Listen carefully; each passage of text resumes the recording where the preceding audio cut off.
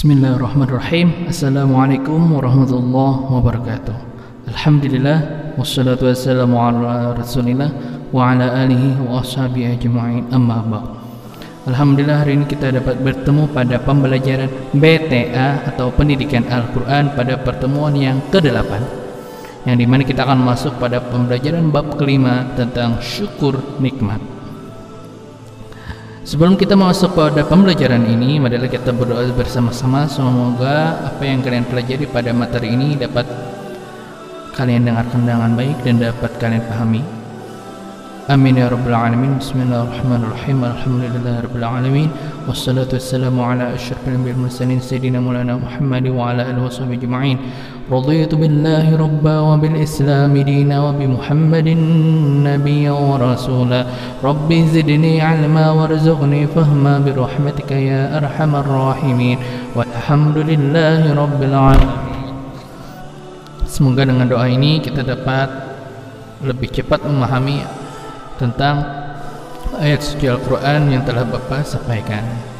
Pada pembelajaran hari ini kita akan membahas tentang surah Ad-Duha ayat 1 sampai 11. Kalian pasti sudah pernah mendengar atau mungkin sudah hafal. Sebelum itu marilah dengarkan pembacaan ayat suci Al-Quran surah Ad-Duha ayat 1 sampai 11. A'udzu billahi minasy syaithanir rajim. Bismillahirrahmanirrahim.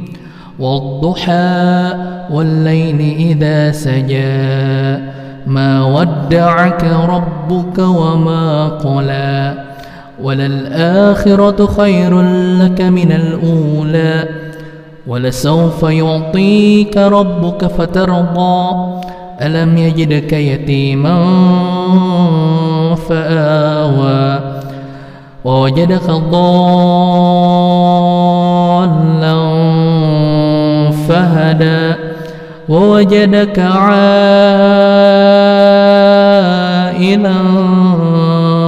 فأغنى فأما اليتيم فلا تقهر وأما السائل فلا تنهر وأما بنعمة ربك فحدث.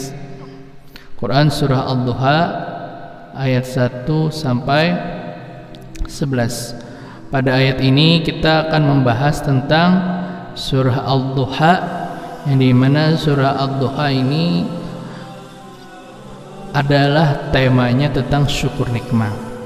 Sebelum itu kita akan membahas tentang tajwid yang ada dalam surah Ad-Duha. Boleh kalian catat apa saja tajwidnya? Wad-duha, demi waktu duha, yang akan Bapak dektekan apa saja tulisannya ya.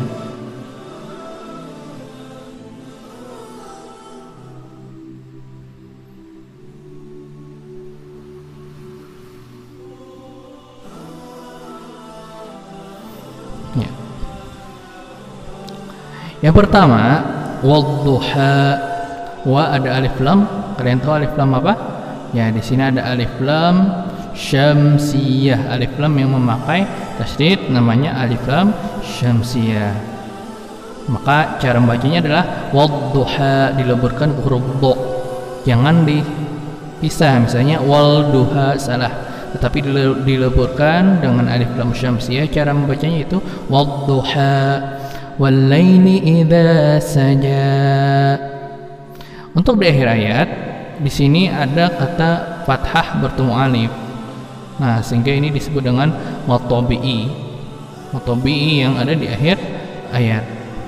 Walaupun ada ya di sini, tetapi ini akan dibaca sebagaimana berbaris fathah, yaitu wal-duha wal laili idza saja. Imam kita Imam Ibnu Haffaz ini membacanya dengan cara memfathahkan, tidak diimalahkan. Jadi semuanya itu dibaca ke a. Wadduha, ya-nya tidak dihiraukan. Wal laili idza saja, ini dibaca fathahkan, ya-nya tidak dihiraukan. Wal laili idza saja, bukan wal laili idza saji ya. atau walaili idza sajai juga bukan, tetapi walaili idza saja. Maka ini disebut dengan mat tabi'i saja karena dia lebih mendulukan fathah bertemu alif dibandingkan fathah bertemu ya. Idza ini juga mat tabi'i. Nah, saya tulis sini ya.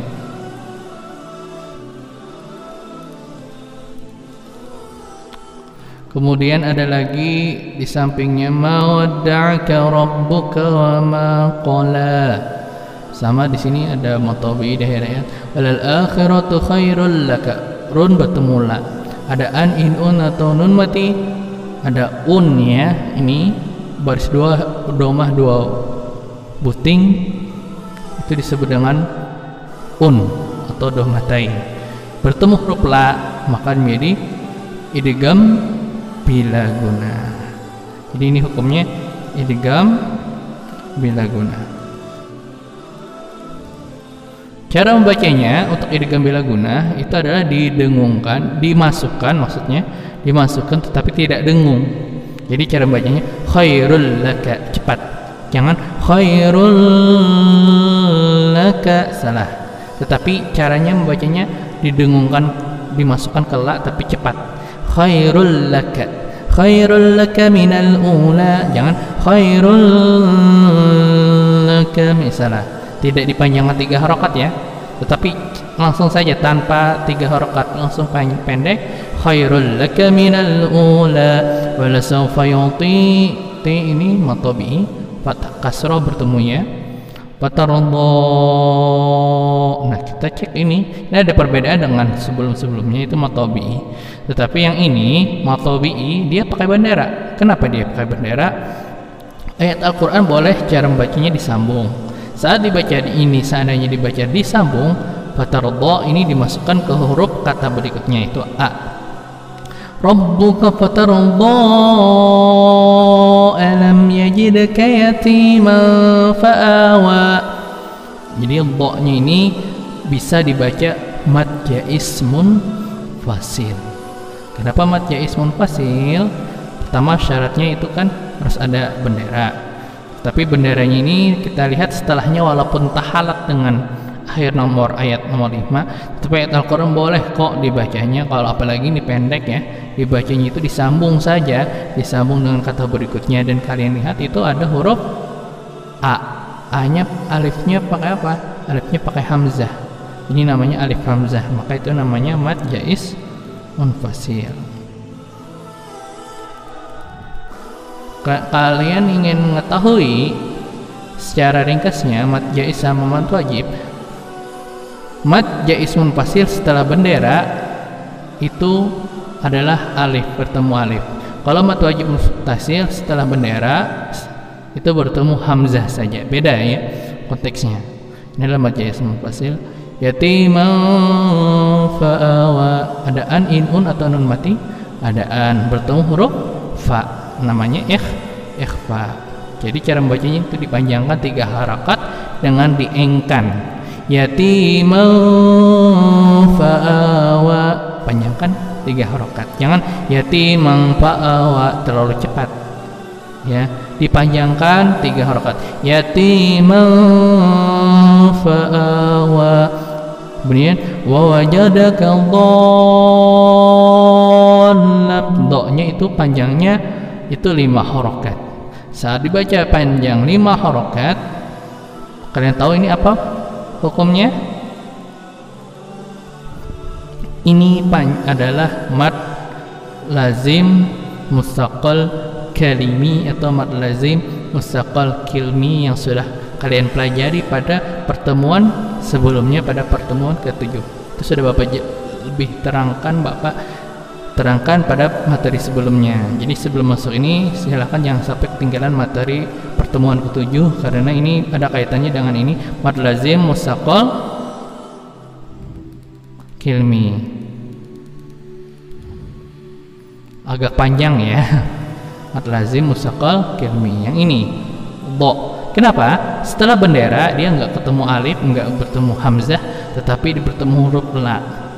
La-nya nggak huruf apa saja yang bertasydid. Ini pakai tasydid ya, la-nya lan, jadinya wa wajadaka dhallan. Ini panjangnya boleh 5 boleh 6, akan lebih baik lagi 6 ya. Wa wajadaka dhallan fahada. Do-nya panjangkan dulu sampai ke 6. Sama ini kayak waladdallin surah Al-Fatihah, waladdallin.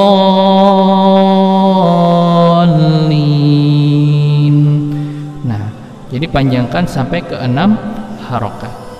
Wa wajadaka. Nah, sekarang ini ada bendera lagi, beda dengan sebelumnya. Ini a, ini ada bendera bertemu dengan alif atau hamzah atau huruf yang bertasydid. Ya, ini adalah mad tabi'i ya, fathah bertemu alif, itu ada benderanya bertemu huruf hamzah.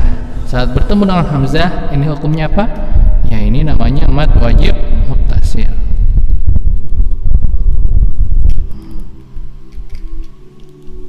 Nah, mad wajib muttasil. Panjangnya berapa? Ini panjangnya 5 harokat. Kalau mad jaiz itu 3 pilihan, boleh 2, boleh 4, boleh 5. Kalau mad wajib pilihannya cuma 1, itu 5 harokat. Wa wajadaka a'ilan fa'aghna. Ya, sini Bapak ketinggalan ya. Ini ada fa. Ini namanya bertemu dengan fa, sama seperti sebelumnya ini itu ikhfa. Sama ini yaitu a'ilan bertemu fa, contoh seperti ini namanya ikhfa. Fa ammal yati, ada alif lam, dia memakai alif lam qamariyah, al-yati. Jadi cara membacanya fa ammal, l-nya kedengaran, itu namanya disebut dengan alif lam qamariyah ya. Kemudian selain itu ada juga wa ammasaila. Ada bendera lagi nih, ada matobi pasti, yaitu fathah bertemu alif. Matobi yang berbendera ini bertemu dengan huruf hamzah, maka sama sebelumnya, ini namanya mad wajib muttasil. Kemudian fala tanhar, ada an, in, un atau nun mati, ada nun mati. Coba kalian cek itu, nun matinya bertemu huruf apa? Huruf ha, maka hukumnya ini adalah izhar. Dibacanya jelas, dibaca pendek. Fala tanhar, jangan fala tanhar, salah. Tetapi dibaca pendek saja, fala tanhar, dibaca jelas. Wa amma, ya, amnya itu digunakan, ini namanya gunnah musyaddah. Hukumnya gunnah aja sudah boleh ya, gunnah aja. Ni'mati rabbika fahaddits, ha tipis bertemu di fahaddits. Nah, mungkin itu saja untuk tajwid kita pada kali ini. Silakan kita baca sama-sama tentang terjemahan surah Ad-Duha. Wad-duha, demi waktu matahari sepenggalan naik. Wal-laili idza saja, dan demi malam apabila telah sunyi atau gelap. Yang ketiga, ma wadda'aka rabbuka wa ma qala, Tuhanmu tiada meninggalkanmu dan tidak pula benci kepadamu wahai Muhammad.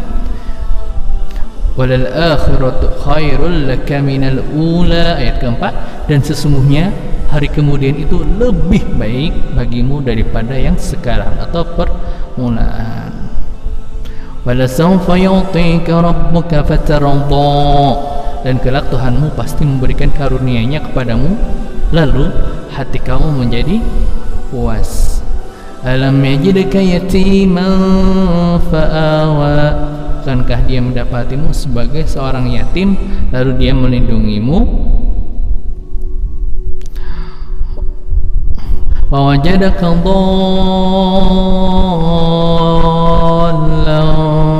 fahada, dan dia mendapatimu sebagai seorang yang bingung lalu dia memberikan petunjuk. Wa wajadaka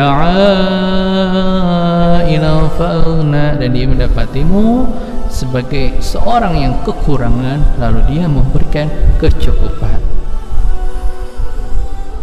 Wa ammal yatima fala taqhar, sebab itu terhadap anak yatim janganlah kamu berlaku sewenang-wenang.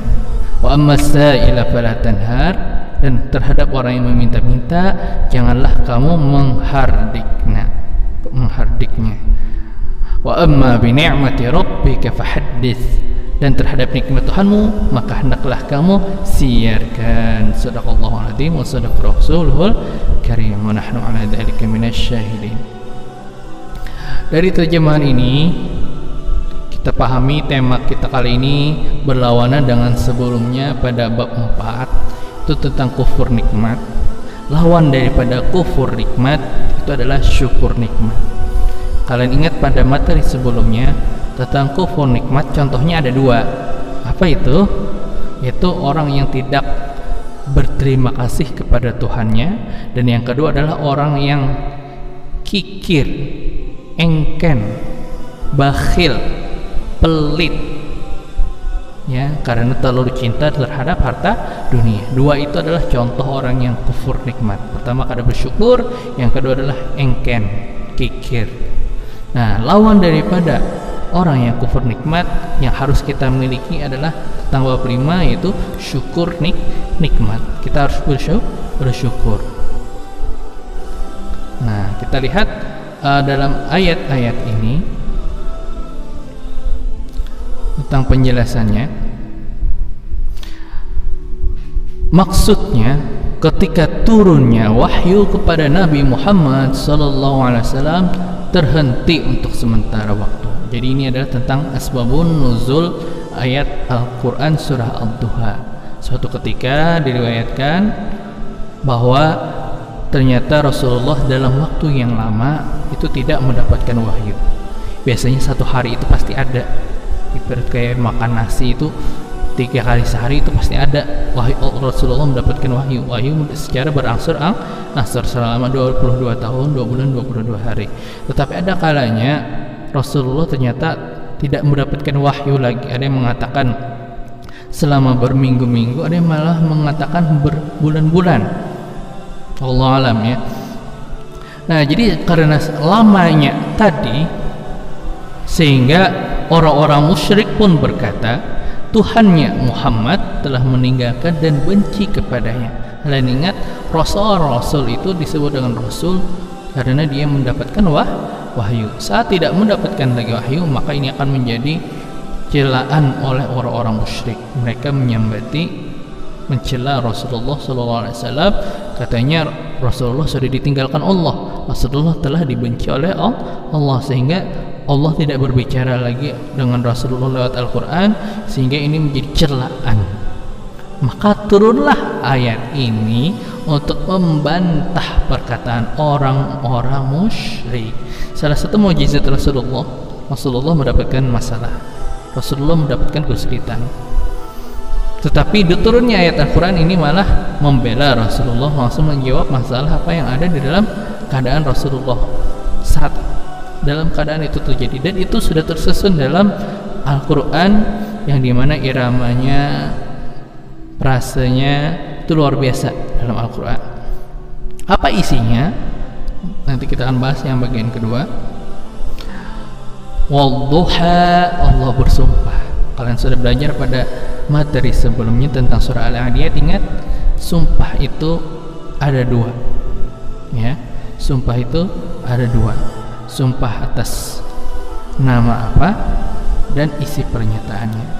Allah di sini bersumpah atas nama Wadduha, demi waktu matahari duha. Waktu matahari duha itu ya matahari setengah naik, ya. Matahari setengah naik itu waktunya sholat duha, yang dimana waktu matahari setengah naik itu adalah saat dimana orang mulai mencari rezeki, dan salah satunya adalah waktu yang paling mulia. Bahkan tumbuh-tumbuhan itu mulai tumbuh subur itu karena datangnya waktu duha ini, ya. Para manusia itu bersebaran, yang dimana sebelumnya pada malam hari manusia itu tidur. Saat tibanya waktu duha, semua manusia itu tersebar ke sana kemari untuk mencari nafkah. Hanya yang melakukan itu salat duha, karena salat duha itu adalah memperluas rezeki. Wal-laili idza saja. Sumpah yang kedua Allah bersumpah atas nama demi malam apabila telah sunyi atau gelap. Nah, jadi Allah bersumpah dua waktu ini. Pertama waktu pagi, waktu duha, yang kedua waktu malam, lengkap sudah. Ini adalah siang yang paling baik, malam yang paling baik. Siang paling baik itu adalah waktu duha. Ya, bahkan waktu duha ini walaupun kalian berjemur itu malah sehat bagi kesehatan kita. Beda saatnya kalau siang itu malah bikin hitam tubuh itu. Termasuk juga sore. Itu sudah terkontaminasi dengan gas-gas dan kotoran yang ada di udara, itu sudah bercampur. Nah, sedangkan waktu siang paling baik itu terjadi pada waktu duha. Dan malam yang paling baik itu adalah malam ketika sunyi. Kalau habis jam 8, jam 9 itu masih banyak itu kayaknya orang jalan-jalan. Itu bukan itu yang maksud. Waktu yang paling sunyi itu adalah ketika sepertiga malam. Waktu paling mustajab doa itu dikabulkan jam 1, jam 2, jam 3 malam itu adalah doa yang paling bagus mustajab. Dan di sini Allah menggunakan dua waktu yang paling bagus, yang paling dinanti-nanti oleh manusia. Pagi waktu awalnya bekerja, malam ketika sunyi. Bahkan sebagian orang itu memanfaatkan ini untuk istirahat. Wal-laili idza saja, malam yang ketika sunyi. Ma wadda'aka rabbuka wa ma qala. Nah, jadi sumpah atas nama apa? Allah bersumpah atas nama waktu duha, Allah bersumpah atas nama malam yang sunyi. Nah, pernyataannya apa? Pernyataannya adalah sungguh Tuhanmu tidak meninggalkanmu dan tidak pula membenci kepadamu wahai Rasulullah. Hanya disambati orang musyrik tadi. Rasulullah ini ditinggalkan Allah, Rasulullah ini dibenci oleh Allah. Langsung turun surah duha pakai sumpah lagi. Sumpahnya demi waktu duha, demi waktu malam. Allah bersumpah Tuhanmu tidak meninggalkanmu dan tidak pula membencimu. Betapa bahagianya Rasulullah dibela oleh Allah. Padahal baru mau dicela dari isu-isunya kalau Rasulullah ditinggalkan oleh Allah. Langsung Allah turun menyampaikan wahyu dan langsung membela Rasulullah sallallahu alaihi wasallam. Sehingga Rasulullah sangat bersyukur. Bahkan di akhir ayat Rasulullah itu mengucapkan rasa syukurnya. Ya, nanti akan Bapak ajarkan apa bacaan syukurnya nanti pada penjelasan ayat terakhir. Dan sesungguhnya hari kemudian itu lebih baik bagimu daripada yang sekarang permulaan. Allah di sini bukan pernyataan lagi ya. Di sini Allah menjelaskan apa yang bagus kita lakukan. Yang pertama adalah hari akhirat, hari kemudian itu lebih baik daripada yang sekarang. Kita sekarang di mana? Di dunia. Maka kata Allah sebenarnya yang paling baik itu di akhirat. Dunia ini hanya fana sementara. Maka kejarlah yang namanya akhirat. Yang kelima, dan kelak Tuhanmu pasti memberikan karunia-Nya kepadamu, lalu hati kamu menjadi puas. Allah itu pasti memberikan rezeki, karunia min fadli, hadza min fadli rabbi. Ini adalah karunia Tuhanku. Ya, jadi kalau kalian mendapatkan rezeki, mendapatkan kekayaan dan lain-lain, ucapkanlah hadza min fadli rabbi. Itu ada dalam Al-Qur'an. Ini adalah karunia Tuhanku, bukan karena hasil usahaku, bukan. Ini karena hasil dari karunia Allah. Ini adalah pemberian Allah. Ini hanyalah titipan Allah. Kebetulan saya mendapatkan titipan yang lebih besar daripada orang lain, dan saya akan bertanggung jawab. Saya akan dipertanggungjawabkan. Harta yang saya dapatkan ini saya manfaatkan benar-benar atau tidak? Ya, saya gunakan untuk membantu orang lain atau tidak? Saya gunakan untuk berzakat atau tidak? Ya, itu akan dipertanggungjawabkan. Ini cuma titipan. Hadza min fadli rabbi. Ini adalah titipan dari Tuhan. Dan pasti Allah akan memberikan yang namanya rezeki ini, sehingga hati kita menjadi puas. Suatu saat kita pasti mendapatkan yang namanya rezeki. Bukankah dia mendapatimu? Dan mengingatkan kembali kepada Rasulullah. Kata Allah, wahai Rasulullah, bukankah dulu kamu itu seorang anak yatim, ya, terlahir dalam keadaan tidak memiliki ayah, beberapa tahun kemudian meninggal ibunya sehingga menjadi yatim piatu. Fa'awa, lalu Allah dia melindungimu. Walaupun Rasulullah dalam keadaan sendiri, dalam keadaan tidak memiliki orang tua, tetapi Allah melindungi Rasulullah dengan orang-orang yang bersama mereka, sahabat-sahabat keluarga yang hidup bersama Rasulullah itu luar biasa melindungi. Dimulai dari Abdul Muthalib, seorang kakek yang sangat sayang sama Rasulullah, ya. Kemudian pamannya juga setelah meninggalnya kakeknya, pamannya yang menyambut, dia didik dengan baik, ya, sehingga menjadi anak yang mandiri. Ya, diajarkan Rasulullah bagaimana merawat binatang ternak, kemudian diajak untuk berdagang sehingga menjadi pedagang yang jujur, terkenal, sehingga menjadi orang yang sangat kaya dan akhirnya memperistri saudagar kaya yaitu Siti Khadijah. Nah, jadi itu dilindungi Rasulullah dari kecil sampai besar, selalu didampingi dengan sahabat-sahabat keluarga yang sangat sayang dengan Rasulullah. Dan dia mendapatimu sebagai seorang yang bingung. Awalnya Rasulullah bingung. Contohnya ini, Rasulullah bingung, kenapa saya nggak mendapatkan wahyu? Sudah berminggu-minggu Rasulullah nggak dapat wahyu, ya. Fa'awa, lalu dia memberikan petunjuk. Salah satu mukjizat Rasulullah, ingat apa? Al-Quran. Saat mendapatkan masalah, turun Al-Quran menjawab apa yang disulitkan kepada Rasulullah. Masalah yang turun kepada Rasulullah langsung dijawab oleh Al-Quran. Fa'awa wa wajadaka dhalam fahada wajadaka 'ailam fa'agna. Dan dia mendapatimu sebagai seorang yang kurang. Awalnya Rasulullah itu dalam keadaan termasuk orang yang tidak mampu, ya, dimulai dari pekerjaan cuma mengembala domba, ya, itu dari permulaan yang kecil gajinya meningkat menjadi pedagang, bahkan menjadi saudagar kaya. Itu adalah proses, ya, tidak ada pekerjaan yang langsung mendapatkan kekayaan. Itu semuanya itu harus ada proses. Nikmati proses itu, insya Allah kalian akan memahami, memaknai apa yang diberikan Allah itu adalah suatu rezeki yang luar biasa. Sebab itu terhadap anak yatim, fa'ammal yatima fala taqhar, terhadap anak yatim janganlah kamu berlaku sewenang-wenang, kata Allah. Jangan sampai kita berlaku sewenang-wenang, jangan sampai kita mencela anak yatim, ya.